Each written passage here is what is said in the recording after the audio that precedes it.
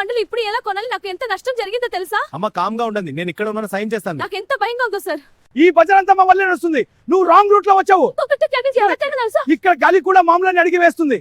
స్టోరీలోకి వెళ్తే police jeep లో పోలీసులు స్పీడ్ గా వచ్చి ఒక అమ్మాయిని గుద్దేస్తారు. దాంతో వాళ్ళ అమ్మకాన్ని తీసుకెళ్తున్న మందులన్నీ నేలపాలైపోతాయి. మా అమ్మ మందులు ఇప్పుడు ఎలా? నాకు ఎంత నష్టం జరిగింది సార్ అంటూ పోలీస్ ని అడుగుతుంది. రాంగ్ రూట్ లో వచ్చింది నువ్వే అని రివర్స్ లో తన మీద అరుస్తాడు. నువ్వు మాకు పద్ధతులు నేర్పిస్తున్నావా అంటూ కాలియా సింగ్ గద్దించాడు. అవని ధైర్యంగా, మీరు చట్టబద్ధమైన యూనిఫామ్ వేసుకున్నారు, గుండాలవి కావు, తప్పు మీదే, మీరే క్షమాపణ చెప్పాలి అని. నేను కాలియా సింగ్ క్షమాపణ చెప్పాలా? నీకు చాలా పొగరు ఉంది కదా, ఈ రోజు నీ పొగరు అంతా దించుతా అని కాలియా రాంగ్ గా బిహేవ్ చేశాడు. రెప్పపాటులో అతని చెయ్యిని అవని మెలి తిప్పింది. అప్పుడే అవనికి తన తల్లి ఒంటరిగా ఉన్న విషయం గుర్తుకు వచ్చింది. ఇక్కడ గొడవ పడితే తను పోలీస్ స్టేషన్ చుట్టూ తిరగాల్సి వస్తుంది. అప్పుడు అమ్మని ఎవరు చూసుకుంటారు? పైగా సివిల్ డ్రెస్, సాధారణ దుస్తుల్లో ఉండి ఏ పోలీస్ అధికారిపై అయినా చెయ్యి చేసుకోవడం తప్పు. ఆ పోలీస్ తప్పు చేసినా సరే ఇలా చేయకూడదు అని ఆలోచిస్తూ ఉండిపోయింది. తన అనుచరుల ముందు, ప్రజల ముందు అవమానంగా భావించిన కాలియా సింగ్ పిచ్చివాడైపోయాడు. నువ్వు పోలీస్ పై చేయి చేసుకుంటావా? ఇప్పుడు చూడు నీ గతి ఏమైపోతుందో అన్నాడు. తన లాఠీ తీసి అవని వైపు చూపిస్తూ, తను ఇప్పుడు తనతో గొడవ పడితే ఇతను తనపై తప్పుడు కేసు పెట్టి లోపల వేస్తాడని, దాని వల్ల తను సెలవులు వృధా అవుతాయని, అమ్మ వైద్యం ఆగిపోతుందని ఆలోచించి, నేను తెలివిగా ఆలోచించి పని చేయాలి అని నిర్ణయించుకుంది. కాలియా అరిచాడు. వినపడలేదా? మోకాళ్లపై కూర్చొని క్షమాపణ చెప్పు, లేదంటే నీ స్కూటీ సీజ్ చేసి జీప్ లో వేసుకు వెళ్తాను. తర్వాత స్టేషన్ లో ఏం జరుగుతుందో నువ్వు ఊహించలేవు అన్నాడు. అవని పిడికిలి బిగించింది. ఆమె రక్తంలో సైనికుడి రక్తం మరుగుతుంది. ఆమె ఒక్క దెబ్బతో అతని స్పృహ తప్పేలా చేయగలదు. కానీ ఆమె ఒక దీర్ఘ శ్వాస తీసుకుంది. ఆమె చూపు కాలియా యూనిఫామ్ జోబిపై పడింది. అది కొంచెం తెరిచి ఉంది. అప్పుడు ఆమె మెదడులో ఒక ప్లాన్ మెరిసింది. తన దగ్గర ఒక చిన్న వైర్లెస్ బగ్ అంటే లిజనింగ్ డివైస్ ఉంది. అది ఆమె తన ఆపరేషన్ లో వాడుతూ ఉంటుంది. పొరపాటున అది ఈ రోజు ఆమె దగ్గర ఉండిపోయింది. అవని తన కళ్ళల్లో దొంగ భయాన్ని చూపిస్తూ, లేదు సార్, నన్ను వెళ్ళనివ్వండి, మా అమ్మకు ఒంట్లో బాలేదు అని ప్రాధేయపడింది. ఒంట్లో బాలేదా? అయితే ఏంటి, ముందు నా కాళ్ళ మీద పడి క్షమాపణ చెప్పు అంటూ కాలియా తన బోటును ముందుకు జరిపాడు. ఒక సైనికుడికి మోకాళ్ళ మీద వంగడం అంటే చావు కంటే ఘోరం. కానీ ఆమె లక్ష్యం పెద్దది. ఆమె వంగి చేతులు జోడించి, నన్ను క్షమించండి సార్, వల్ల తప్పు అయింది అంది. అదే సమయంలో కంటి రెప్పపాటులో అత్యంత చాకచక్యంగా ఆ చిన్న బ్లూటూత్ డివైస్ ను కాలియా ఫ్యాంట్ కు అమర్చింది. అవని పెదవులపై ఎవరికీ కనపడని చిన్న చిరునవ్వు మెరిసింది. ఇప్పుడు సంతోషమా సార్ అని అవని అడిగింది. ఇప్పుడు ఇక్కడి నుండి వెళ్ళి, మళ్ళీ కనిపిస్తే కాళ్ళు విరగొడతాను అని చెప్తాడు. ఏదో యుద్ధం గెలిచినట్టు ఫీల్ అయ్యాడు. ఆమె తన స్కూటీ తీసింది. పగిలిన మందులను అక్కడే వదిలేసి వెను తిరగకుండా వెళ్లిపోయింది. ప్రజలు వీడియోలను తీసి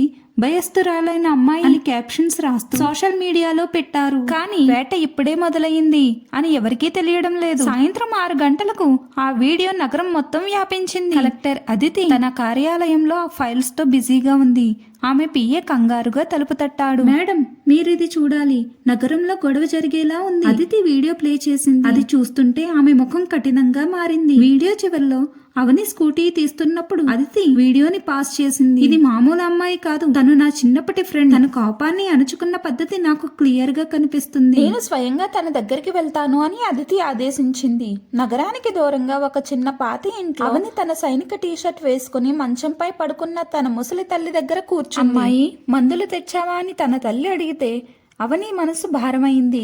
కానీ నిజం చెప్పకుండా ఇంట్లో ఉన్న పాత మందులు ఇచ్చి తల్లిని నిద్రపుచ్చింది. అప్పుడే కలెక్టర్ అదితి లోపలికి వచ్చింది. అవని ఆమెను గౌరవంగా పలకరించింది. అదితి అడిగింది, నువ్వు ఎందుకు క్షమాపణ చెప్పావు? అతనిదే కదా. అవని సమాధానం ఇచ్చింది, నాకు సమయం లేదు, నా తల్లి అనారోగ్యంతో ఉంది, నేను అక్కడే గొడవ పడి ఉంటే స్టేషన్ లో ఉండాల్సి వచ్చేది. అప్పుడే అదితి చూపు అక్కడ ఉన్న ఫోటోపై పడింది. అందులో ఉన్న అవని కెప్టెన్ యూనిఫామ్ 3 నక్షత్రాలతో ఉంది. నువ్వు ఆర్మీలో ఉన్నావా? ఒక ఆర్మీ కెప్టెన్ అయ్యి ఉండి ఆ ఇన్స్పెక్టర్ కాళ్ళు మొక్కావా? అతన్ని అక్కడే ఎందుకు వెరక్కొట్టలేదు అని అదితి ఆశ్చర్యపోయింది. అవని కళ్ళల్లో నిప్పులు చెలరేకు. మేడం, శత్రువు అజాగ్రత్తగా ఉన్నప్పుడే దెబ్బ కొట్టాలని మాకు నేర్పిస్తారు. అక్కడ కొట్టి ఉంటే అది కేవలం ఒక చిన్న గొడవ అయ్యి ఉండేది. కానీ ఇప్పుడు జరిగేది న్యాయం. ఆమె తన ఫోన్ తీసి అతిథికి హెడ్ ఫోన్స్ ఇచ్చింది. ఇన్స్పెక్టర్ కాలియా సింగ్ తన అనుచరులతో మాట్లాడుతున్న మాటలు వినిపించాయి. అతను ప్రజలను ఎలా వేధిస్తున్నాడు, లంచాలు ఎలా తీసుకుంటున్నాడు అంతా రికార్డ్ అయింది. అది విన్న అదితి ఆగ్రహంతో ఊగిపోయింది. ఒక పోలీస్ అయ్యి ఉండి కూడా దౌర్జన్యాలు చేస్తున్నాడు. ఈ రోజు అతని యూనిఫామ్ ఊడిపోవాలి. పద కెప్టెన్ తయారవ్వు అంది. అవని తన ఆర్మీ యూనిఫామ్ తగిలించింది. అదితి ఎస్పీ రాథోడ్ కు ఫోన్ చేసి ఒక నమ్మకమైన టీం కావాలి, సిద్ధం చేయమని చెప్పింది. అప్పుడే అదితి మరియు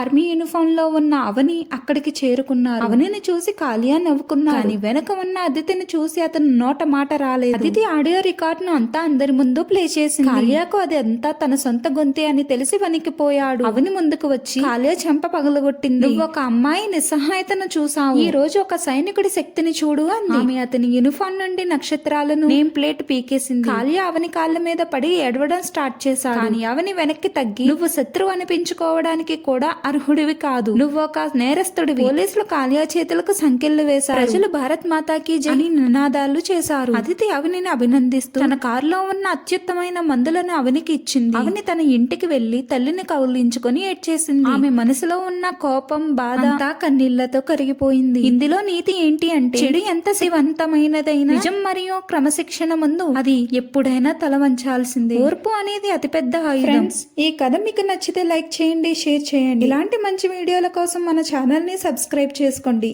ఇంకొక మంచి వీడియోతో కలుద్దాం. నమస్తే.